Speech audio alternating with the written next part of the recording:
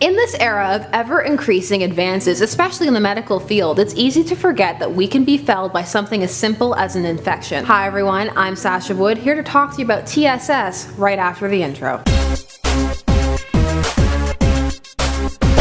Before we get started, I have to know, have any of you ever suffered from a bizarre or rare condition? If so, what was it? Let us know down in the comments below. Share your stories. Well, sadly, 13-year-old Gemma Louise Roberts lost her life to toxic shock syndrome, or TSS. Toxic shock is a form of acute septicemia, which is a form of blood poisoning. This begins as a bacterial infection, usually starting from an IUD or tampon left inside the body. The syndrome moves quickly, but begins similar to the common flu with diarrhea, nausea, and fever, so sometimes by the time a person detects the symptoms, it can be too late. At that point, the toxins may have invaded the bloodstream and affected the key organs. And this is what had happened with Gemma. By the time she was rushed to the hospital, it was too late, and she died a week after being taken to Alder Hey Children's Hospital. She died of a brain bleed. She was on a heart and lung bypass machine at the time as well. Her blood tests were positive for TSS. While a postmortem was not performed, her devastated mother feels that this was caused by her tampon usage, as she had just switched recently from pads to tampons. And this was because she felt that tampons were better for her active lifestyle, as she was an avid swimmer. Her mother feels that awareness needs to be brought back to TSS. TSS used to be talked about in the 1980s, but you never hear about it now.